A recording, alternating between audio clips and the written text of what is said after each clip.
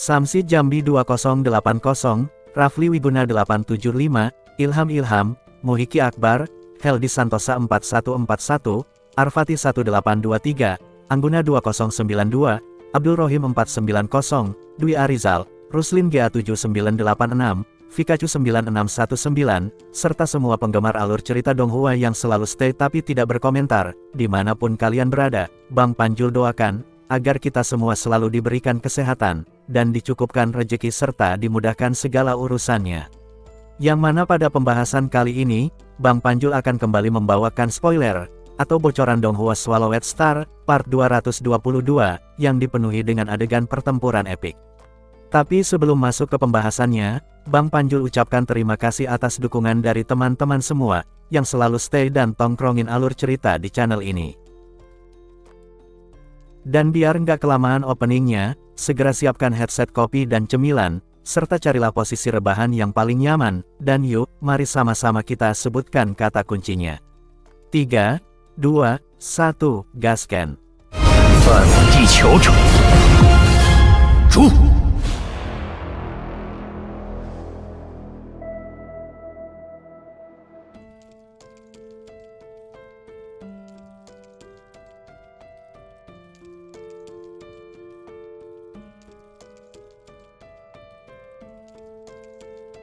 Pada part sebelumnya, setelah usainya duel 1 lawan 1 yang saat itu hanya menyisakan 100 peserta, si Master 9 Bilah pun kembali mengeliminasi 80 peserta, dan hanya memilih 20 peserta, yang akan kembali melakukan duel untuk mencari 10 besar dalam kompetisi, berdasarkan performa mereka dalam duel sebelumnya.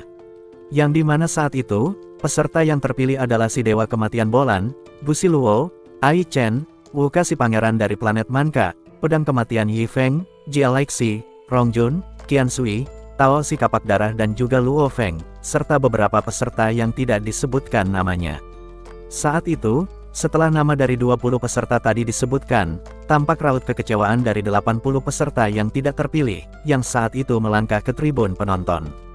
Di sela itu, salah satu peserta berkata pada Kandita, "Kandita selamat, karena kau telah berhasil masuk dalam peringkat 100 teratas, dan berhak mendapatkan 100 elemen campuran sebagai hadiah." Mendengar ucapan itu, Kandita yang tidak puas dengan keputusan dari pihak perusahaan virtual pun, lantas berkata dengan kecewa, "Sudahlah, jangan membicarakan tentang hal itu, walaupun aku berhasil menduduki peringkat 100 teratas, namun tetap saja, aku tidak terpilih dalam duel lanjutan," ucap Kandita.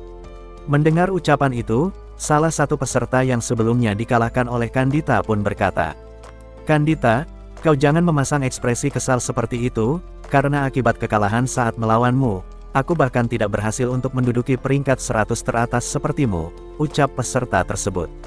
Di sisi lain, terlihat Luo Feng yang tengah duduk dengan tenang, sembari menunggu waktu pertandingan yang akan diadakan 30 menit mendatang. Di sela itu, tampak Wuka si Pangeran Manka dan beberapa peserta lain, yang menatap tajam ke arahnya. Bahkan saat itu, si Pangeran Manka pun melambaikan tinjunya pada Luo Feng, seolah-olah itu adalah sebuah tantangan. Melihat hal itu, Luo Feng hanya tersenyum lalu dengan perlahan mulai menutup matanya, dan memasuki kondisi meditasi. Yang dimana hal ini sendiri, adalah sesuatu yang diajarkan oleh Hong dan Dewa Petir, yang bertujuan untuk menenangkan pikirannya sebelum melakukan pertandingan. Di sisi lain, para peserta yang juga menunggu waktu diadakannya pertandingan pun, menunggu dengan dipenuhi kecemasan. Karena saat itu, mereka sendiri belum mengetahui, siapa peserta yang akan menjadi lawan mereka.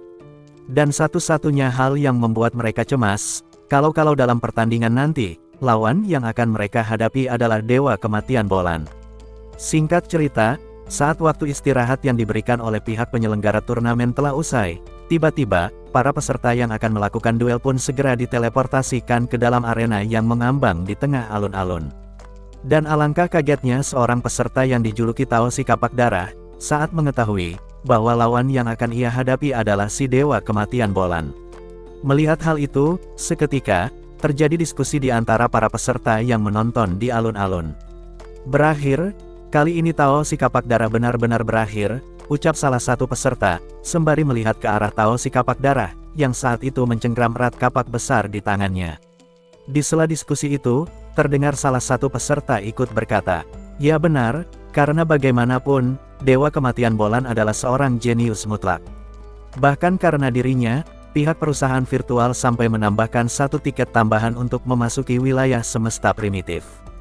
Saat itu, walaupun banyak dari para pejuang abadi yang memfokuskan pandangannya ke arah Bolan dan Tao si Kapak Darah, namun, lain halnya dengan para peserta yang tidak lolos kualifikasi, yang saat itu menatap tajam ke arah arena tempat Luo Feng berada.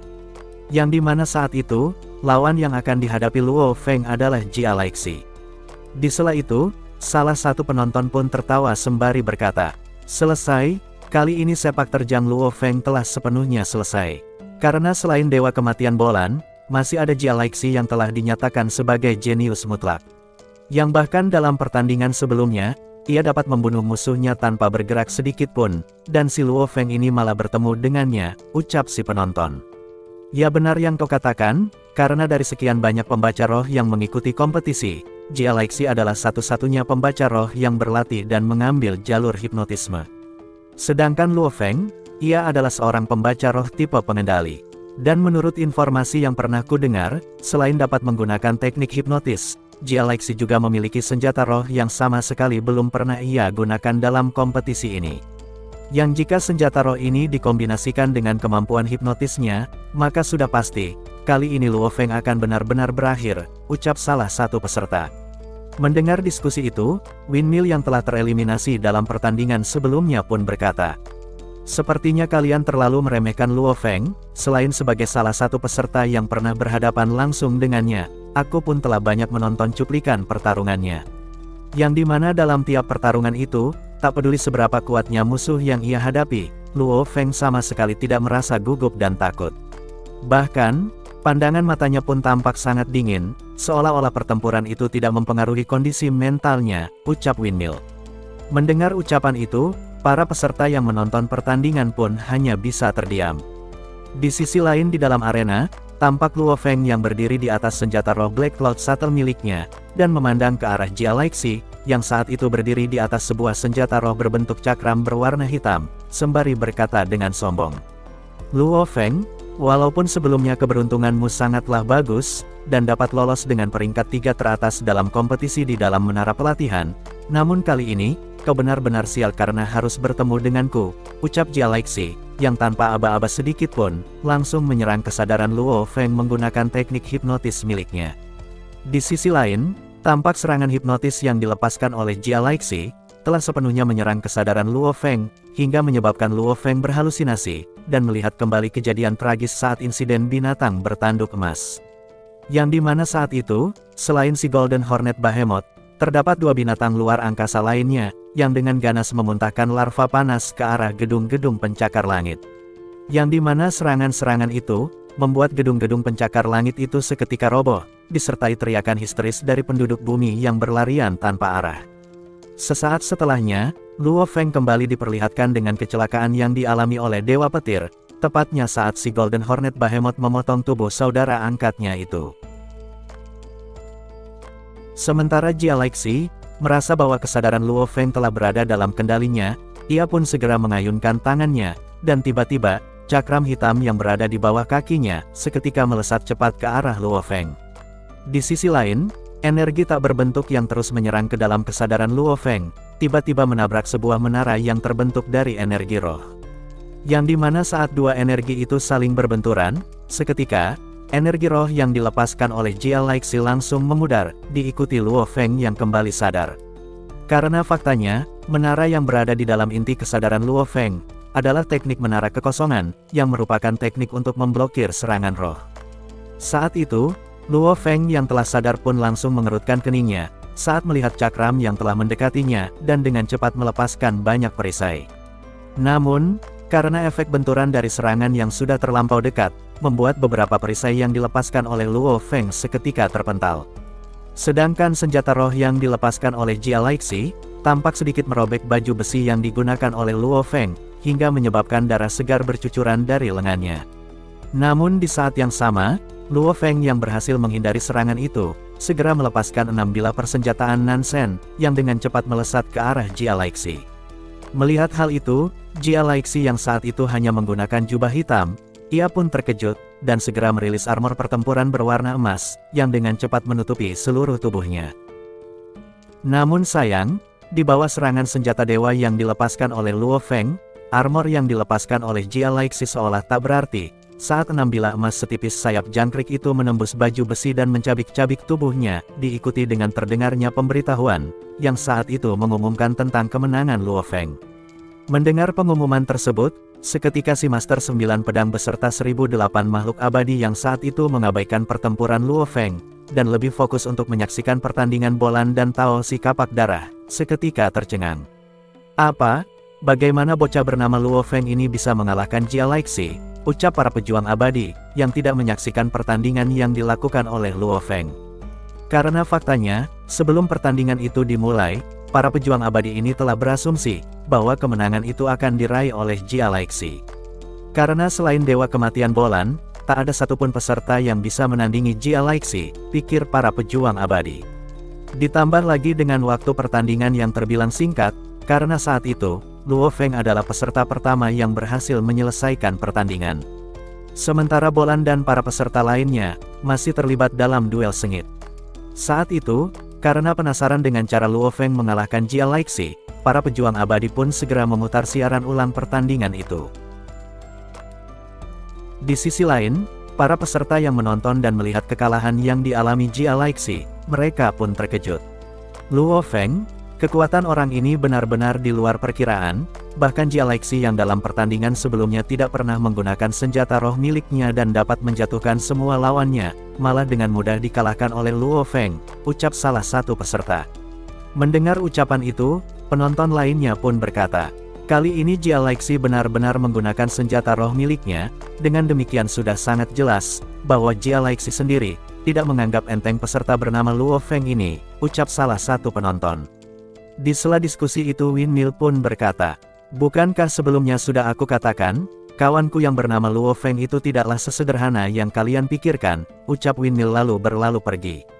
Sementara itu, para makhluk abadi yang melihat cuplikan ulang pertandingan pun seketika terkejut, saat melihat cuplikan video yang dimana saat itu, Luo Feng dapat dengan cepat melepaskan diri dari teknik hipnotis, lalu melepaskan serangan mematikan, yang bahkan armor yang digunakan Jia Laixi sendiri, tak mampu untuk memblokir bila-bila persenjataan Nansen, yang dalam sekejap mata telah mencabik-cabik tubuhnya.